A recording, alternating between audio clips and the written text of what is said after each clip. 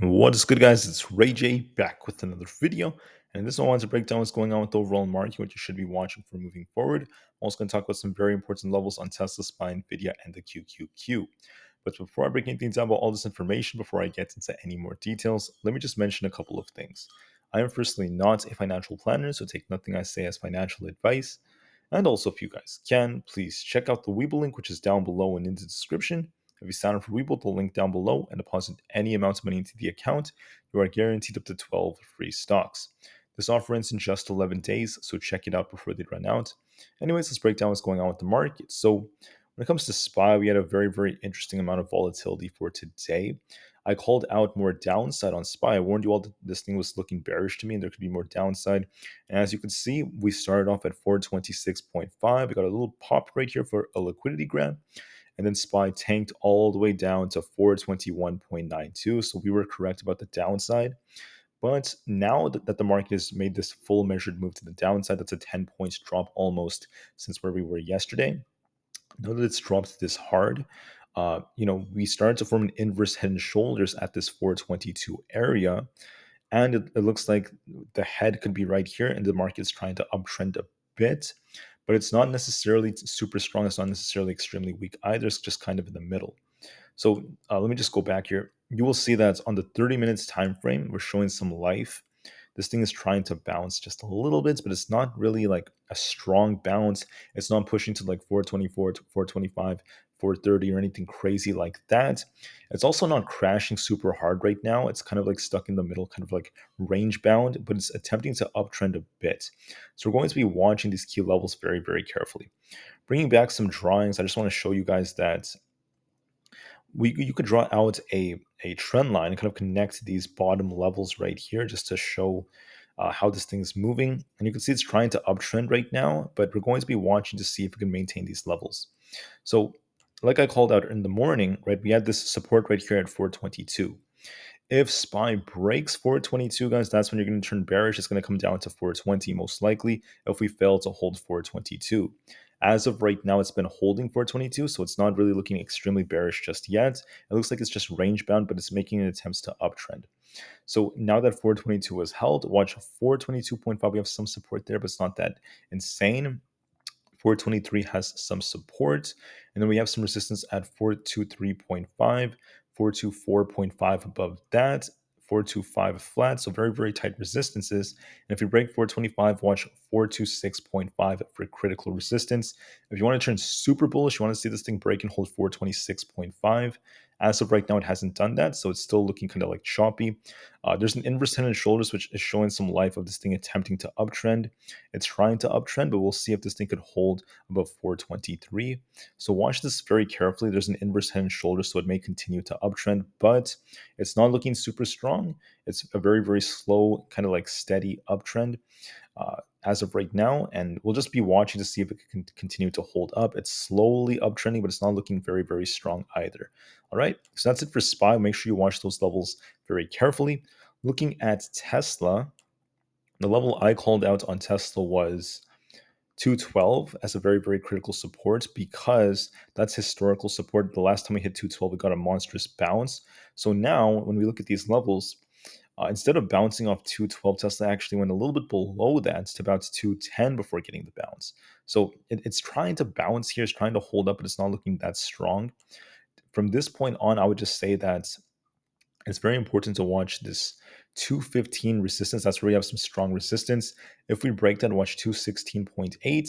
If that breaks, watch 218.75, followed by 220, then 222.5, excuse me.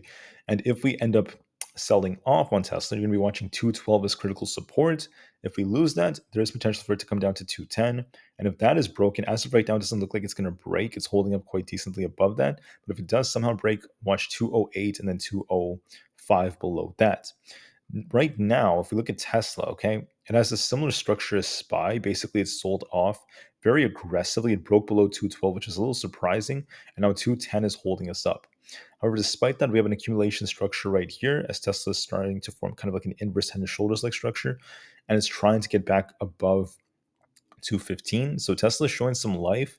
My guts tells me it's going to kind of like chop around a bit, then maybe uptrend just a tiny bit, uptrend a little bit, but it is looking not super strong, not super weak either. I think it could uptrend a bit, but make sure you just watch these levels to see if Tesla can try to hold 215. And I see the same thing basically on the QQQ and Aapl. Same thing on the QQQ with the inverse head and shoulders like structure. These are some very important levels. So on the QQQ, I'm going to switch over to trading view so you can see this easier. On the QQQ, you could see that we're trying to hold 355 and we're holding it quite decently. And this thing is trying to bounce off of it. So instead of coming down to 353.5, we held 355. That's the level we called out. And it bounced almost exactly at the line I had right over here.